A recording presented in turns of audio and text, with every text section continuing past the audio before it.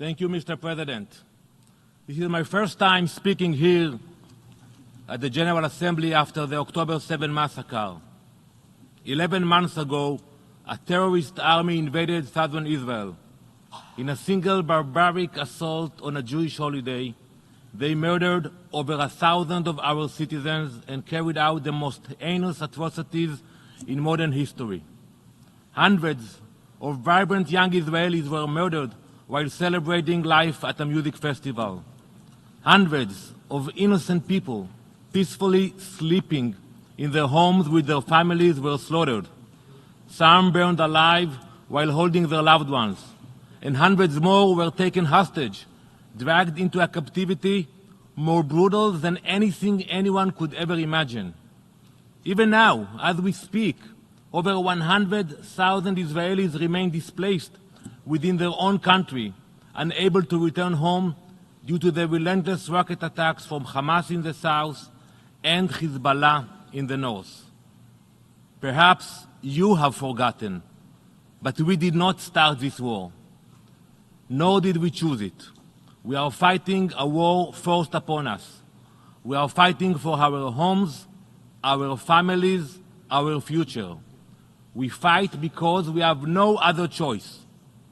Yet, despite the cruelties we have faced, despite the unprecedented terror unleashed upon our people, this assembly remains silent.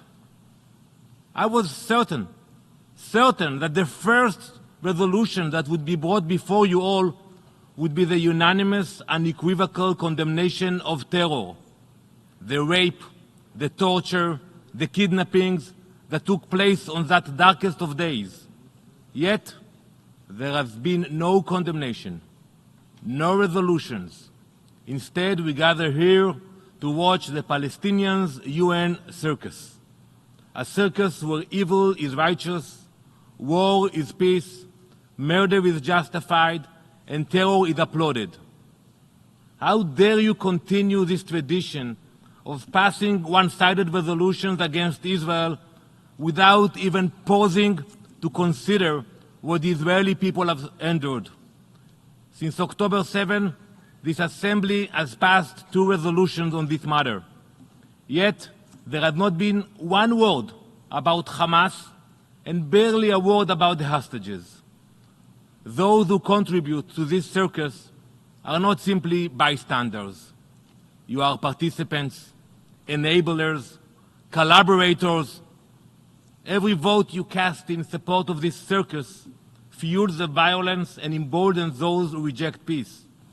This empty show is not just an insult to the victims of October 7, an insult to the hostages. It is an insult to the very fabric of this institution. You are not promoting today peace and justice. You are dancing to the tune of your ringmasters, the Palestinian Authority.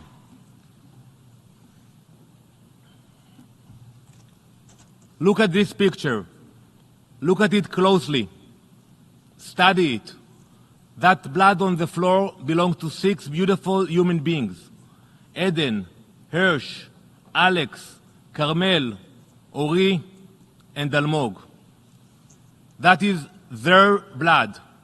6 innocent Israelis executed in cold blood after months of suffering in this tiny, dirty tunnel where they couldn't even stand, hidden under a child's bedroom. Imagine that being your child, your spouse, your friend. Imagine them for a moment suffocating, starving, bleeding in a dark hole for months. If it were your child, your loved one, would you sit in silence? Would you pretend this was just another story? Or would you scream for justice? Let me say this clearly. Jewish blood is not cheap. The days when it could be spilled without consequence are over. The days when the Jewish people were at the mercy of tyrants are over. Never again will we stand by while our people are massacred. Never again will we depend on your mercy or your judgment to protect us. Thank God that today we can defend ourselves. Today we have the strength to protect our state. Today we have the resolve to secure our future. So instead of condemning Hamas's brutal murder of over 1,200 Israelis, innocent men, women, and children, the Assembly sits silently. In place of this most basic common sense action, this circus focuses on distractions. The process that all other countries usually follow has been abandoned. Where are the negotiations, the deliberations? You have allowed the Palestinians to become the ringmasters, and those who vote for this resolution are playing their part. This resolution distorts the flawed advisory opinion of the ICJ. It ignores the truth, twists the facts, and replaces reality with fiction. It ignores completely. I didn't hear Mr. Mansour mentioning Hamas for the last 30 minutes he spoke here. It ignores the Hamas terror attack of October 7, ignores Israel's legitimate security concerns, and seeks to remove Israel's ability to protect itself. From the beginning, we all know that this process was politicized. This was not a quest for legal clarity, but a predetermined attempt to delegitimize Israel on the world stage. Let's call this for what it is. This resolution is diplomatic terrorism, using the tools of diplomacy not to build bridges, but to destroy them. And what other member state is treated that way? The answer is simple: none. No other country is subjected to such relentless, obsessive abuse. You know, it's not my first term here. I started my first term at the UN in 2015. Since then, there have been 155 General Assembly resolutions condemning Israel. In the same period, there have been only 88 resolutions condemning every other country combined. Combined! Think about the last decade. Think about how many brutal regimes exist in the world. Think about the countless injustices. Yet, the only Jewish state, the only democracy in the Middle East, has been condemned almost twice as much as the rest of the world combined. This is not about justice. It is about an attempt to destroy Israel through diplomatic terrorism. Make no mistake, since October 7, the Palestinian Authority has not condemned the atrocities committed by Hamas. Not one word of condemnation from President Abbas. Not one word from Prime Minister Mustafa. Not one word from Riyad Mansour. The Secretary General of Fatah Central Committee called the October 7 massacre a defensive war full of epics and heroisms. One of the most high-ranking Palestinian officials calling the rape and murder of thousands of civilians epic and heroic. Are these our partners in peace? The PA have offered their unwavering support for Hamas, the world's most despicable terrorist organization. They are its diplomatic wing, its public face, their consiglieres. The Palestinians deserve better leadership. For decades, Hamas has spent its money digging terror tunnels, arming terrorists, and bringing ruin to its own people. Rather than building up Gaza, Hamas has obsessed over one thing: destroying Israel. While Hamas digs tunnels, the Palestinian Authority works above ground, attempting to isolate Israel internationally. There are two sides of the same coin, one attacking with rockets, the other with resolutions. The Palestinian Authority has rededicated itself to supporting the world's most vicious terrorist. This is not an entity seeking peace. It is a regime that glorifies murder while educating its people to do the same. They refuse to denounce the most horrific crimes. They celebrate the slaughter of civilians as a victory. And now, this body is considering rewarding that refusal, rewarding that evil. You are giving a false prize to false leadership. There is only one side in this conflict that promotes genocide. It is the one that promotes it publicly. Let us not forget, Hamas's own founding charter calls, and I quote, for the extermination of all Jews. They proudly proclaim their intent, and I quote, to wipe Israel off the map and hunt Jews wherever they can find them. Instead of condemning the killers, the ones who want to commit a genocide, this resolution condemns the victims. How dare they accuse us of the crimes they themselves are committed to carrying out? This resolution seeks to deflect blame for Hamas's own atrocities onto Israel, which is forced to defend itself. This resolution perfectly represents the priorities of the Palestinian Authority. It slanders Israel, ignores our right to defend our people, and seeks to isolate us.